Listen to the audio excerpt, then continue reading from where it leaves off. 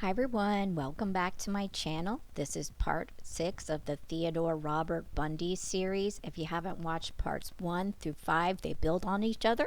So this is the time to push pause and then we'll be back here when you're ready. So let's get into it. Oh, also disclaimer, these are true crime videos not made for children, and this does contain sensitive subject matter, so viewer discretion is advised. So we left off, it was around August 8th of 1974. Liz Klepfer, Ted's girlfriend at the time, calls the Seattle Police Department. She tells them about the crutches in her boyfriend named Ted's room, and she hangs up. And before Ted ends up moving to Utah, Liz snoops through his room and she steals some of his canceled checks for the month of May 1974, and she'll later hand over these documents to the authorities and they will be helpful. The Washington victims were mostly college or school girls. However, the Utah victims will start differently. Perhaps because law enforcement were becoming aware that there was a link between the missing girls in Washington. Ted will later confess that he tried to walk back the killings around this time, but the act of R alone did not satisfy what he will later call the entity. His urges. It's the end of August, beginning of September. Ted goes off to Utah in his cream-colored VW, heads towards the University of Utah, and moves to what's called the Avenue. Perhaps he thought that leaving Washington behind would cure his problems. He was subconsciously running from his urges, in my opinion, when he hopped on the interstate going south towards Provo. He will later talk about dreaming and reminiscing and, just having a real good feeling about moving to Utah. He also chopped off his longer, bushier hair. His residence in Utah, shown here from Odd Stops, was on the second floor of 565 First Avenue in Salt Lake City. He meets Margith Maughan in the third week of September. She lives at the same rooming house, living in apartment number 1. And allegedly, Margith will later tell a story that when Debbie Kent disappears, it was on the 6 o'clock news.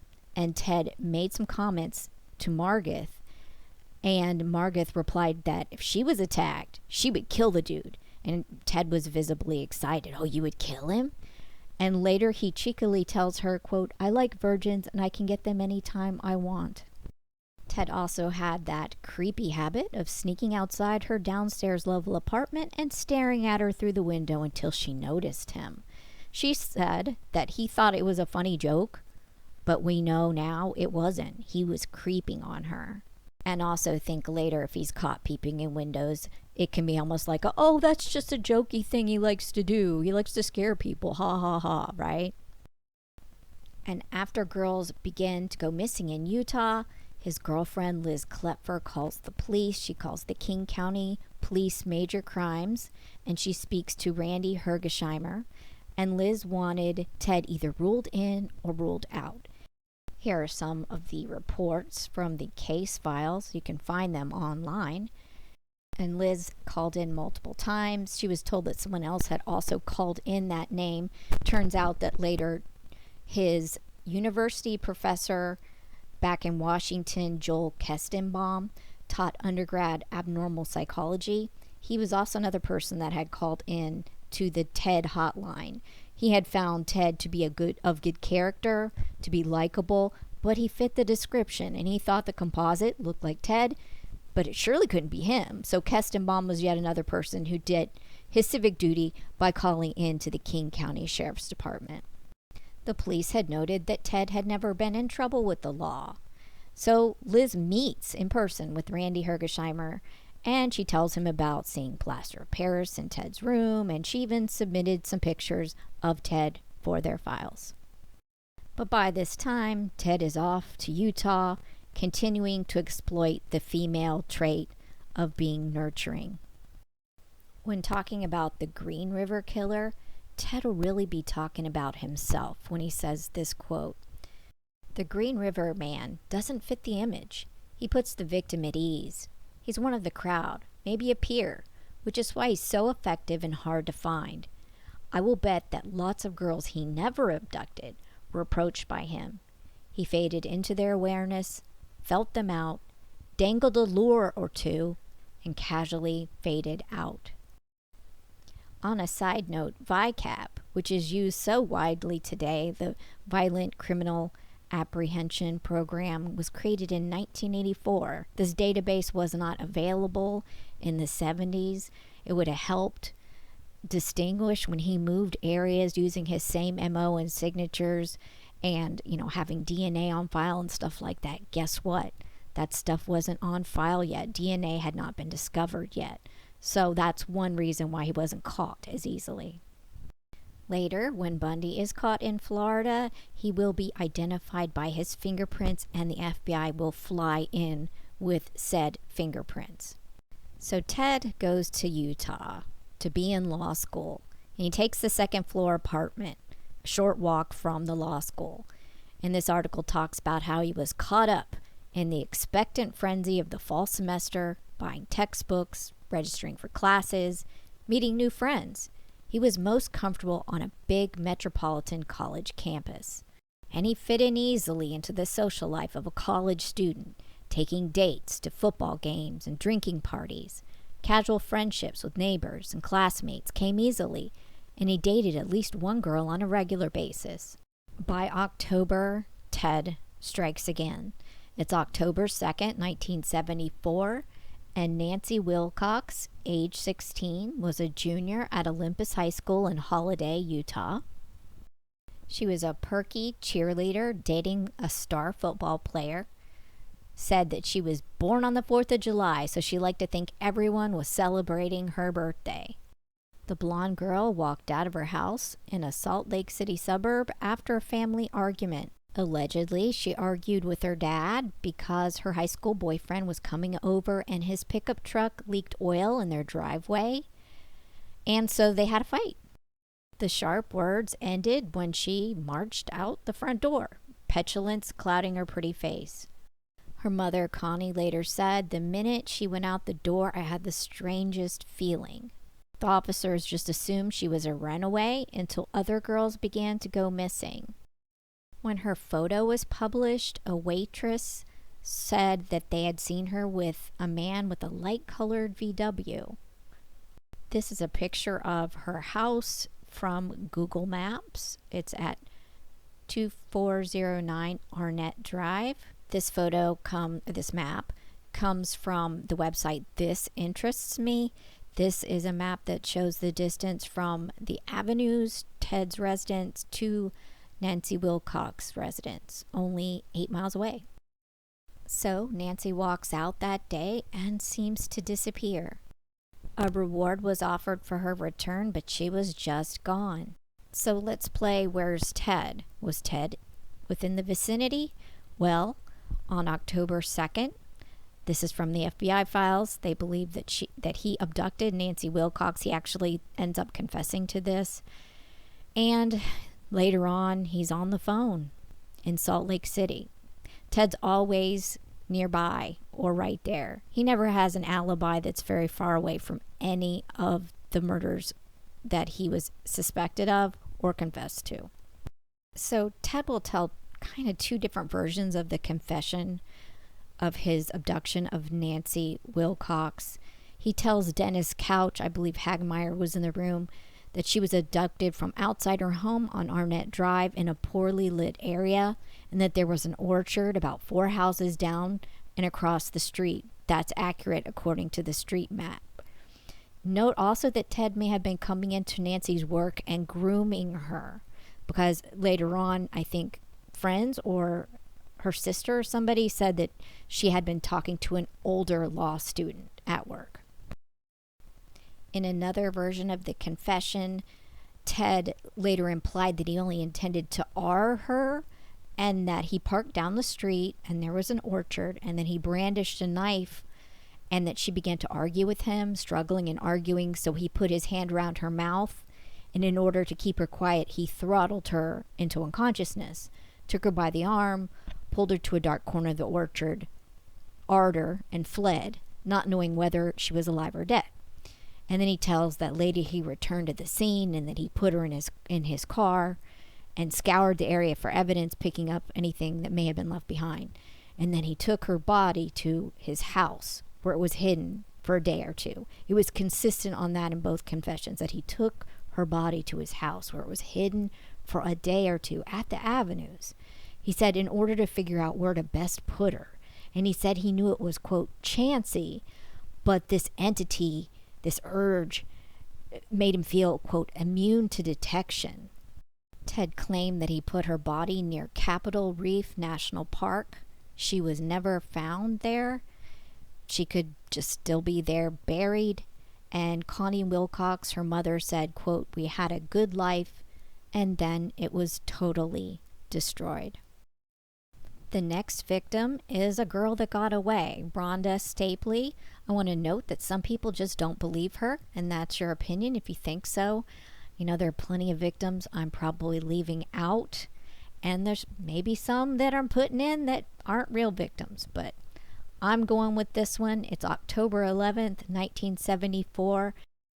Rhonda was a University of Utah pharmacy student. She was at the city park, and the bus was running late. She just had dental surgery, and a tan Volkswagen comes up and offers her a ride back to campus. And Ted told her that he was a first-year law student, and she noticed that the inside passenger door handle was missing, but she just chalked that up to him being a student low on funds. He asked her if it was okay if they detoured to run an errand by the zoo, but then he proceeded to drive past the zoo, so she questioned his route, and he stopped speaking to her. He parked and backed the car up and turned it off, and she thought he was going to make a pass at her, and he leans in close to her, but instead he said, I'm going to kill you. She still thought he was joking until he starts strangling her, and she realized, oh, this isn't a joke. And at one point she regains consciousness and she's on a picnic table, and he's strangled her between 5 to 6 times. He was playing God, which we later found out that he was fond of doing that. And when she came to at a different point, he was fiddling around with something near his car. He must have thought she was dead, and so she ran and she fell into a river, and the river carried her along, and she was able to escape him, and she felt extreme guilt in not coming forward. She said that she felt it was her fault for taking a ride with a stranger, and that now that she wasn't a virgin, she didn't want to discuss it with anyone, and so she basically didn't tell anyone. But then again, she didn't know there was a Ted Bundy on the loose either. I'm putting this video excerpt in here. It's from a little later, but it's creepy how he talks about bodies turning up in canyons, which will happen. I'll tell you, as long as they attempt to keep their heads in the sand about me, there's going to be people turning up in canyons, and there are going to be people being shot in Salt Lake City because the police there aren't willing to accept what I think they know, and they know that I didn't do these things.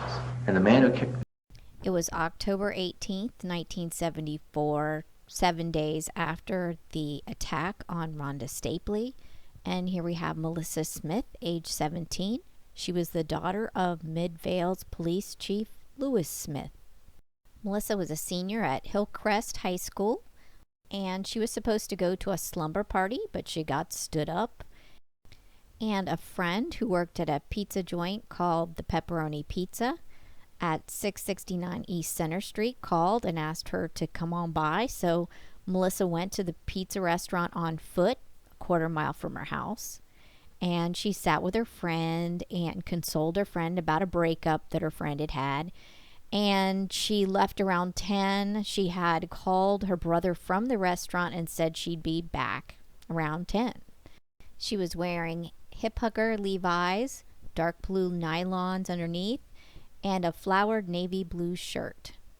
Someone heard a single scream at approximately 10:15 past the Midvale Elementary.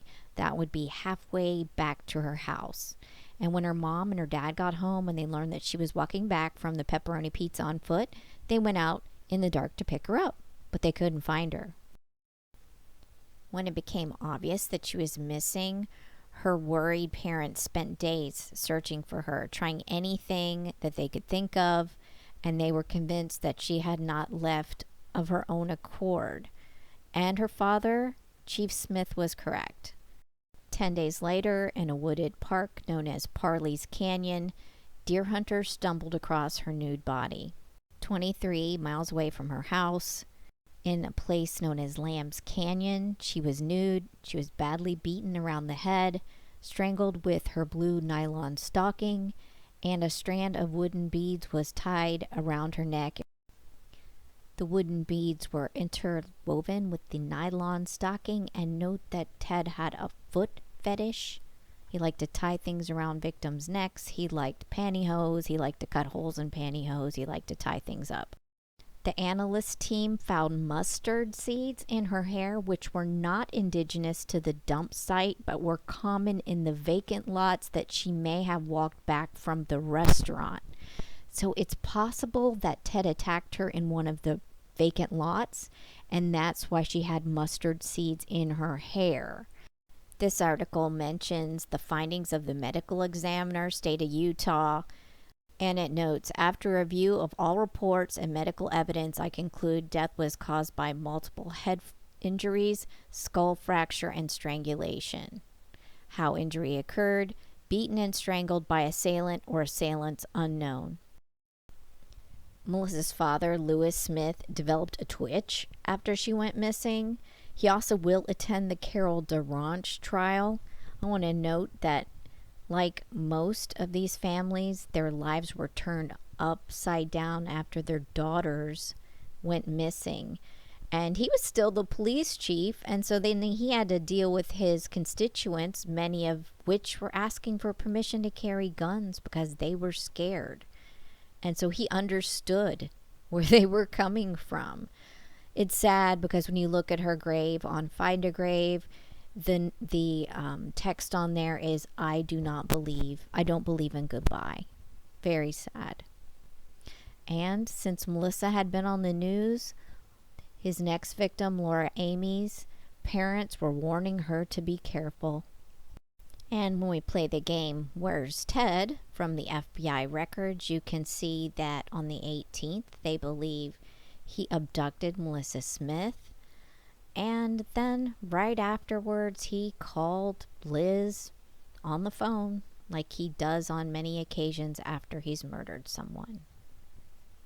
And of course he was in the area. He was in Salt Lake City in the days before, the days during, the days after. Much later, one of her hairs will be vacuumed out of his Volkswagen Bug. But that's much later, after he's a suspect. And here you can see some FBI files, again, in the next year, where they're referencing Deborah Kent and also referring back to Melissa Smith, and that they're trying to kind of put everything together. So the FBI was also made aware. It's October 31st, 1974. Laura Amy's parents have warned her to be careful because Melissa's disappearance was on the news. Laura Ann Amy was from Salem, Utah. She was 6 feet tall, a real farm girl. She was physically strong and a mentally compassionate girl. She liked to ride horses, and she quit school early because she was teased about her height. She had moved to Salem that year and was living with friends. It was Halloween night, and she left Robinson Park at midnight, and she went hitchhiking for a pack of cigarettes, and then she simply vanished. She didn't come home for dinner.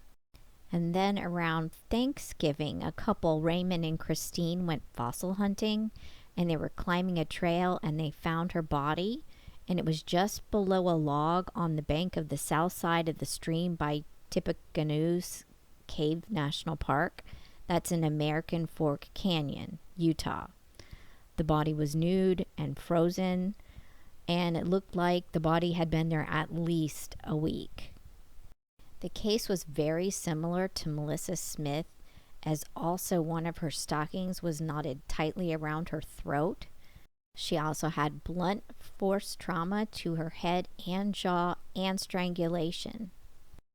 Her father, Jim, Amy went in there to identify the body and at first did not recognize his daughter, but then he looked at her arm, and by the 3 barbed wire scars she had, he realized it was his daughter. Her blood alcohol level was 1.0, and it was apparent she had been murdered elsewhere and dumped at the site. It looked like the murderer dragged her down a fishing access and threw her down the embankment. Note, a light blue VW was seen around the area. Laura Amy was later found. Investigators made plaster casts of the tire track impressions and sent them over to the FBI, and later the same tread and design matched Ted's vehicle. So there's testimony that Ted Bundy may have known Laura, but that was later found to be inaccurate. I believe some of those folks were given lie detector tests, and it wasn't necessarily found to be accurate. However, the tire track impressions did match. Ted declined to comment to Dennis Couch when he was in confession mode regarding her murder. I found this on newspapers.com when I was doing a search under her name, how Jim and Shirlene took out an ad with a card of thanks to all the people who expressed appreciation, and they were giving their gratitude for the kindness and the sympathy that they were extended during this time. Note that later there will be information that Melissa Smith and Laura Amy were both allegedly drained of blood. One investigator said, quote, "One was drained of blood and the other nearly so." That was from Yoakum. Allegedly, this could be explained by the girls being stored or placed in a head-down position post-mortem, and their blood drained from their massive head wounds. So that was something different out of the MO. So let's play Where's Ted according to the FBI. Well, on the 28th, he was buying gas in Bountiful. And then on the 31st, Halloween, the day that everyone believes that Laura Amy went hitchhiking and went missing, they believe that Ted abducted her from Salt Lake City. And then the next day, what's he doing? He's calling his girlfriend on the telephone. I mean, he's got to have it. And then he's there in Salt Lake City. So note that years later, Ted will get Ainsworth and Michaud to try and prove where he was, that he couldn't have done these things, and all they end up proving is that he was actually in the area of every single victim, and they in fact proved his guilt more than his innocence, and so that's why they wrote the book the way they did. And then Ted ran into the wrong one. In life, there's always someone who gets away with a bunch of stuff, and then they run into the wrong one, and Carol DeRanch was the wrong one. So we're still in Salt Lake City, and Carol's actually heard about the Melissa Smith disappearance, like most of the folks in Salt Lake City. And she's going to the Fashion Place shopping mall in Murray. Murray's a suburb of Salt Lake City. She's another sweet, naive Mormon girl who worked at the phone company. And she was proud of her car. She drove her 1974 maroon Camaro with black leather seats and a black top. She drove it to the mall, and she parked in the middle of the Sears lot, and she went on inside. And she was outside the Walden's books, and a cat book had caught her eye, so she was looking at that. Between 7 and 8 o'clock, a man posing as a police officer with a badge, calling himself Officer Roseland of the Murray Police, approached her and asked if she had a car in the Sears parking lot and that someone had attempted to break into her Chevrolet. Ted was dressed in green slacks, a sports coat, and reddish-brown patent leather shoes. They went to the parking lot, and her car was fine and undisturbed. Nothing was missing, and there was no sign of damage. And Officer Roseland claimed that there was a substation at the back of the mall, and she could file a report. But when he led her to the door, it was really just one of the back doors to the stores at the mall. The door was locked because it really wasn't a substation, and he pretended to be looking for his partner. So she agreed to go with him to the substation to file a report. And mind you, between him talking to her outside of Walden Books, walking to her car, looking in her car, walking to the substation door, then getting into his ratty VW, she has plenty of time to observe him, see how he walks, see how he talks. His ratty little 1968 VW was dented, it was rusty, it had a tear along the rear seat of the vehicle, and she just thought it was an odd vehicle to be a police vehicle. He must be undercover, right? Once in his vehicle, he drove to Hillside Avenue, jumped the curb at Macmillan School, parked and grabbed and handcuffed her, snapping the cuffs on one arm and the other cuff was left dangling. Carol was panicked half to death. She got some adrenaline strength, began scratching at him, kicking at him, shoving him. She screamed, and he reached for her other wrist. He was trying to get that one into the second handcuff. He missed, and then at some point he brandishes a firearm and tells her that he will blow her head off. And she says later that she thought, just go ahead, because she was going to fight him. So she said his eyes were lifeless and beady. So then he brandishes a crowbar, and they are wrestling over the crowbar. She kicks him, fought with him. They fall out onto the middle of State Street near the mall. She's breaking her fingernails. He tries to chase her, but by pure luck, there was oncoming headlights, which distracted him, and she literally jumps into the car of the oncoming car's passenger seat. She was trembling, she was crying and weak, and the couple was stunned. The poor thing almost had to be carried into the police station by the couple. This is from the FBI file. The wife recalled, "I have never seen anybody so frightened in my entire life." After his prey escaped and he made a getaway, Ted was in a lather to find another victim, and there wasn't going to be any downtime. So stay tuned for part 7 to find out what he did next. It's just stunning what this guy was able to get away with until he is arrested for having burglary tools and prowling around a neighborhood, which is then going to start a domino effect of revelations and eventually get him put in jail. But he's going to escape jail. There's a lot to this story, so if you like this video, push the like button. If you want to know when the next one's uploaded, hit the subscribe bell, and all it does is give you a little notification when part 7 is ready. And without further ado, have an excellent day. Bye.